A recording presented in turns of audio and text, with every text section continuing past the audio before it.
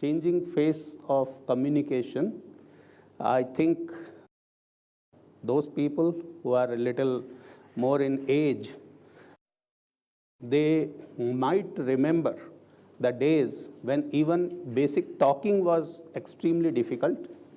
Internet, when it started, we were talking of 64 kbps dial-up access, which was also very difficult to handle, and nobody ever assumed that we will come to what we have come to actually now. Really speaking, telephony was the carrier of internet, and sometimes people used to talk of telephony over internet instead of internet over telephony. And I think with the digitization of the cable TV, we are now all set to have perhaps predominant fixed line access on internet as the carrier of telephony also, depending on how much and how it fits into the business models of the MSOs or other operators in the field. We have in TRAI tried to promote it. We have to make a long, I would say, work on that for so many years, 2-3 years, continuously things were done, even ministry was involved. But ultimately what has come now, it seems that path is all set. And in the next deadline of 31st March, people are not talking that it will not be possible to be achieved. Maybe a little aberration here and there might be there at the best. But first phase, we have substantially completed successfully, and especially so at Bombay. Mumbai conversion is nearly complete. So what we are looking at, when you are trying to fix the digitization in the cable TV, you are looking at first thing that it should not be disruptive. It should be able to have a smooth migration. And for that, you have to set the rules in place while this transition will take place. And that is precisely what TRAI had been doing. So such rules involved tariff, revenue sharing, interconnection agreements, quality of service, consumer complaint redressal, and so on. As a technology people, I would say on the standards, what we have done is a little primitive at the moment because it was a start point. We have gone for BIS standards, and most of the standards which are higher than that, you will find MPEG 4 or HD or whatever, they will generally be compatible. But however, in case you find that anything what we have done needs further augmentation, you can make an email, we will definitely look into it. When we talk of, first and foremost is, for a stakeholder is a business case. And when you talk of business case, then you have to see what he makes out of the process. If he makes nothing, he will be the least interested person. So in this process, we have tried to see that in due course, all these stakeholders are benefited. First and foremost, we consider viewer as the stakeholder. And for the viewer, earlier in the analog system, there were about, if I remember correctly, around 80 channels kind of thing, which were possible. And now we prescribed 500 in our regulation, which has been turned down, but still there is enough scope by way of must carry clause that any broadcaster, if he wants his channel to be carried by any MSO, he can ask for it, and within 60 days, the MSO has to carry that channel. Means he cannot say that I do not have capacity. We have tried to balance the interests of all the stakeholders. In terms of viewer, the channel availability makes a big difference because if you have a restriction of 80 channels as against a registered channel base of, say, which are given in India, something like 830 or 831 channels, then what it is leading to means carrying a channel is at a premium, and that is an entry barrier. That means if a channel is not very popular or very robust from its promoters or anything, means niche area people will always be put out of the business. So now with the availability of the capacity in the carriage system of MSOs and LCOs, now you can expect that in the broadcasting, there is a scope for new broadcasters to come, and they will not depend on the advertisement revenue substantially. The reason being that earlier the number of customers a broadcaster was never able to know. Now with the addressability, precise number is possible to be known. And therefore, when the subscription revenue is collected, broadcaster can get his share out of it. And therefore, a business plan can be built around that subscription revenue also. And in many cases, maybe subscription revenue may be sufficient. And so you will perhaps see in due course that the quality of transmission will improve. Means advertisement content of the channels may go down. Maybe advertisement-free programs might start coming. And people will be able to find programs of their liking. I mean, it will not be that my people of interest of your community are very few, and therefore you cannot have a channel because no MSO will carry it and they can't pay for it, and those kinds of things. So for a viewer, that was one very important thing, that plurality of the opinions as well as plurality of the entertainment media, that is ensured. 60 days, the MSO has to allow the broadcaster to take the channel. Second thing is that you have possibility of HD TV, etc. All the whatever new innovations are coming up, now you can have it in your homes through digital cable TV.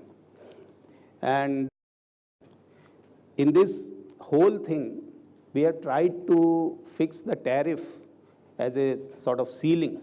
That is 100 rupees ceiling for 100 free-to-air channels and 150 in case some pay channel is involved. But however, in case you want to have more pay channels, you have to pay as per the requirement of that. And then there is a revenue share, and there are some conditions so that broadcasters and MSOs can make the price of the channel as per their, as they like, but they have certain conditions in that so that it will not be arbitrary. And competition exists also through DTH, that is satellite TV. You are already having almost 20% penetration or maybe a little more than that. So taking quality of service, we have set benchmark standards.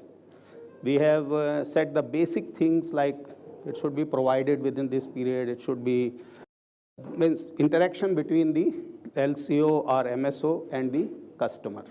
Those parameters are generally forming part of this. All these regulations are available on the website of TRAI, and if you have any confusion reading them, explanatory notes are there which indicate how and why a particular decision was arrived at. And in case you want to refer back, means you can always do it by email itself. We look into the emails. So that is one part. But the most important part that is going to happen is convergence. And we expected that broadband proliferation on fixed access will primarily shift to cable TV segment in case cable TV industry is able to take it on. It requires a little more expensive set-top box. It requires an intent to be in that business. And fixed line had some basic shortcoming.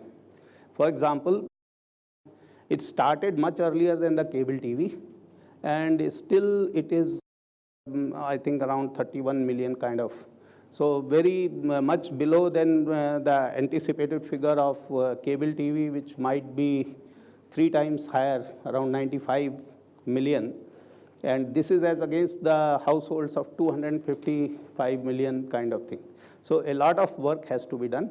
DTH is filling up some gap, but cable TV after digitization. But what I told was this cable TV had a advantage of the way electricity is being distributed. You need not bring each wire from the source. You can just make taps, multiplier you put, and then splitter you put, and make new connections. So that was an advantage. And now is the time that using that advantage, cable TV industry can enter in a big way in provisioning of telecom services. So convergence will be the keyword. There will be a huge competition. Telcos are also offering now optical fiber-based services, and they are having FTTH, and those things ultimately are not, I mean, they have IPTV, these people will have broadband. So ultimately there is a big convergence in all the fields which is likely to take place, and business models will have to be evolved based on how much ingenious or innovative you are. In cable TV industry, somehow the proliferation of broadband is not taking place to the extent it can. Most of the set-top boxes that have been imported are at the moment of pure vanilla type. So looking to the TRA's projection of around 77 million kind of thing by 2014, even if you do maybe 20% of this, you have a scope of 15 million boxes to be required in the next 2-3 years on set-top boxes for broadband-enabled operations. So we look forward to cable TV industry especially, and technologists in particular, to create a platform which will use the benefits of this convergence and ultimately provide lower costs to the customers. Better choice, lower costs. That is the key thing which we look forward. So I can speak on about regulations and all. They will not be of much of interest to you. So in case you have anything, you can ask me. I will respond to it. And details are definitely available on website, so that if anybody is interested in reading the details, or if anybody is interested in knowing specific details of regulations or tariff orders or whatever. Mr. Agarwal, we know that one of the things that is being pushed by Indian government is to do it all in India, a little more indigenization for set-top boxes and CAS. What is the incentive being provided to the Indian manufacturers to be able to compete on prices with the Chinese for them to be able to do that? Basically, for manufacturing, you need 3 things. One is, and foremost, your own technology. Second is cost of capital. And third is labor laws in your favor. There may be mismatches. There may be somewhere over a period of time some legacy disadvantages or advantages to the other side that have been built up. But these always happen, and globally it keeps happening. I feel that people are quite receptive in case you take a good proposal as to what will be able to help you out of it. Because all I can tell you is telecom equipment import is, I think its bill is second to oil import. Is the largest import that the country is making is on telecom equipment after oil, crude oil import. So nobody will belittle its importance. Only issue here is that while in digitization we are trailing in a way to the global scenario where people have already done it. So technology is not evolving that way very fast. In telecom equipment, technology is evolving very, very fast. You had 2G, you had 3G, now you will have 4G, and maybe somebody will start making 5G. So stabilize your manufacturing base, and to have that kind of technology in digital cable TV, perhaps you are in a much better position. So if you can make your blueprint and ask for specific things, it might be heard with favor. I feel so. When we switch from one operator to other operator, the same set-top box cannot be used, right?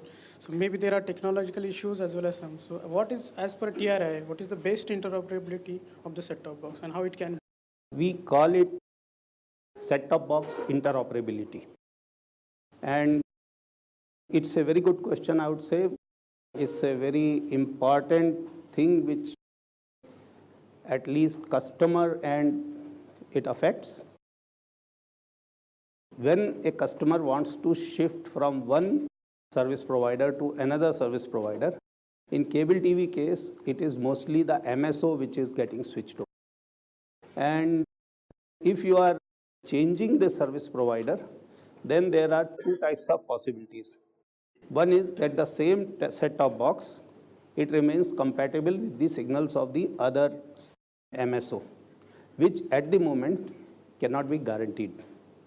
It might work, it might not work, and then encryption details, etc., those also come into picture. But there is another possibility, that is of commercial interoperability.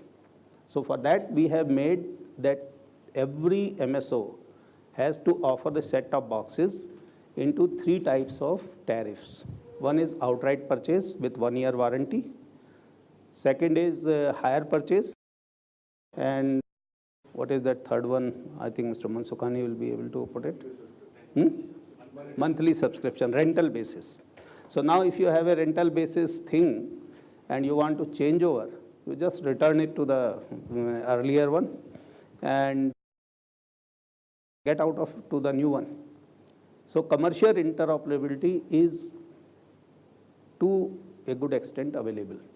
But I would definitely accept that it's not very easy for you to switch over the operator in cable TV industry, because LCOs are generally in a geographic area, and LCOs are aligned to some MSOs, that is, who is providing them with the signal, and therefore maybe or may not be, LCO may or may not support you, because he may not get signals from another MSO to your. So some issues still to be worked out on that.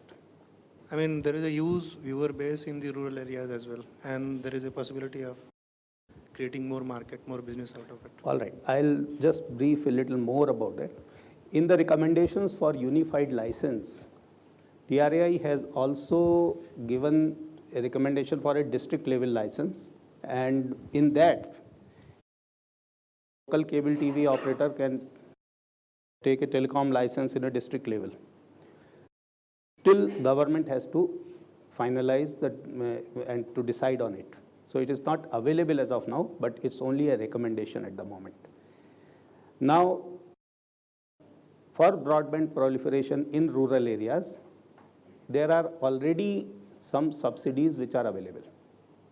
So far as broadband subscription is concerned, they do exist.